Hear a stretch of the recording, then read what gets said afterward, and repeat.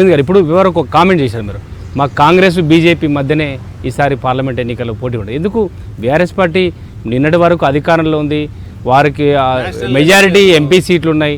సత్యనారాయణ ఇది national election, కేసీఆర్కి ఏం రోల్ ఉండదు. ఆయన భారత రాష్ట్ర సమితి అని పేరు పెట్టుకోగానే అది అయ్యేదేం లేదు. ఆయనకి ఏం రోల్ ఉంటుంది నేషనల్? ఆయన సిద్ధాంతానికి వ్యతిరేకంగానే నేషనల్ ఎలక్షన్ నడుస్తుంది. నేను చెప్పిన అంశాలు, నేషనల్ రిజిస్టర్ ఆఫ్ సిటిజన్, ఎవ్వరు భారతీయ పౌరసత్వం ఎవరికి ఉండాలా, కేసీఆర్ ప్రభుత్వం బోధనలనే 120 దొంగ పాస్పోర్ట్లు ఇచ్చింది, అట్లాంటి వాళ్ళకి పౌరసత్వం ఉండొద్దు. కేసీఆర్ ప్రభుత్వము పట్టించుకోకపోవడం వల్లనే నిజామాబాదు టెర్రరిస్టులకు అడ్డాగా మారుతున్నది. వీటికి వ్యతిరేకంగానే నేషనల్ ఎలక్షన్ నడుస్తుంది. అపీస్మెంట్ పాలిటిక్స్కి వ్యతిరేకంగానే నేషనల్ ఎలక్షన్ నడుస్తుంది.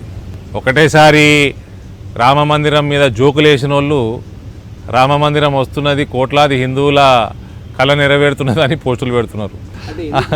అందుకే రామరాజ్యం వస్తున్నది, రాముడు అందరి కళ్ళు తెరుస్తున్నాడు. భారత సమితి పెట్టిన తర్వాత ఆయన దేశవ్యాప్తంగా రైతులకు మేము రైతుల ఎజెండాతోనే ఎన్నికలు పోతామని చెప్పిండు. అది ఇతర రాష్ట్రాలు, పక్క రాష్ట్రాల్లో, కనీసం మహారాష్ట్ర లాంటి రాష్ట్రాల్లో కూడా ప్రభావం ఉండకపోవచ్చు అంటారా? రైతులు ఓడగొట్టారు కదా ఆయనని తెలంగాణలో. ఆయనకు వచ్చిన సీట్లన్నీ జిహెచ్ఎంసీలు వచ్చినాయి.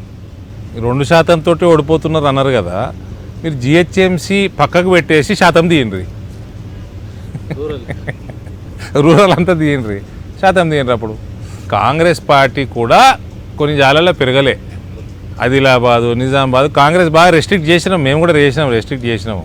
అక్కడ బయట సౌత్ తెలంగాణలో పెరిగింది కాబట్టి మా దగ్గర కూడా జర ఇంపాక్ట్ ఉన్నది. నేను అనుకున్న దానికంటే జర కాంగ్రెస్ పెరిగింది. ఇక్కడ జిహెచ్ఎంసీలో కూడా కాంగ్రెస్ లేకుండే, క్లీన్ స్వీప్ అయిపోయింది. ఇక్కడ జిహెచ్ఎంసీ పక్కన పెడితే టీఆర్ఎస్ ఆల్మోస్ట్ మాయమైంది ఈ రాష్ట్రంలోకి. ఇటీవల జరిగిన అసెంబ్లీ సెషన్ సంబంధించి 2 పార్టీలు, కాంగ్రెస్, బీఆర్ఎస్ ఏమో అభివృద్ధి చేసాం, మేము ఆస్తులు సంపాదించామనే ఒక చెప్పే ప్రయత్నం చేసింది. కానీ కాంగ్రెస్ పార్టీ మొత్తం అప్పులు, దాదాపు 6 లక్షల నుంచి 7 లక్షల కోట్లు తెలంగాణలో అప్పులు చేశారు.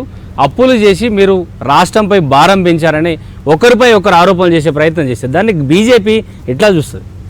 దొందే అని చూస్తాము.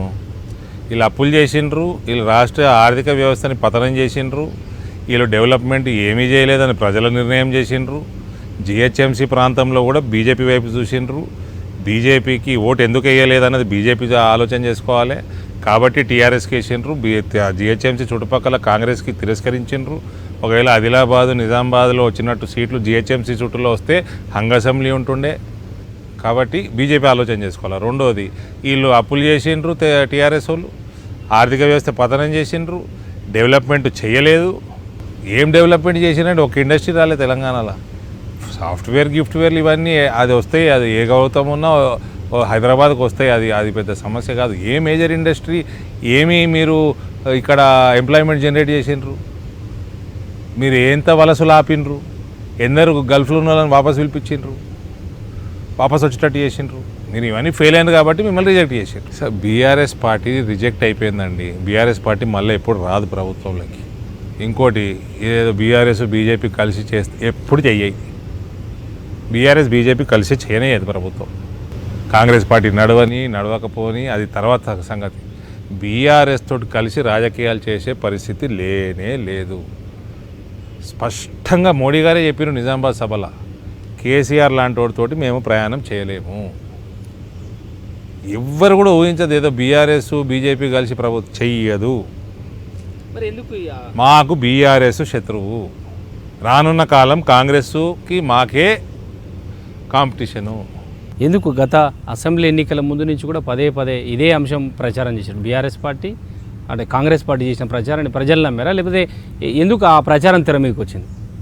చేసిన ప్రచారము ప్రజలు నమ్మిండ్రు, ఎట్లా ఓటేయాలో అటు ఓటేసిండ్రు. రేపు ఎన్నికలు వస్తున్నాయి లోక్సభలో, మళ్ళీ చూస్తారు మీరు ఓటింగ్ ప్యాటర్ను. బీఆర్ఎస్ పార్టీకి ఇక్కడ కూడా సీట్లు వస్తాయని నేను అనుకోను. కాంగ్రెస్కి బీజేపీ మధ్యనే ఫైట్ ఉంటుంది. ఫైట్ అన్నా కూడా మోడీ గారికి, రాహుల్ గాంధీ గారికి కంపారిజన్ ఉంటుంది. నీకు అక్కడ కంపారిజనే లేదు. దేశాన్ని ఎప్పుడు కూడా మనము కాంప్రమైజ్ చెయ్యరు ప్రజలు. దేశ రాజకీయాలకు వచ్చినప్పుడు మోడీ గారి పట్ల స్పష్టమైన బహుమతి తెలంగాణ ప్రజలు ఇస్తారు.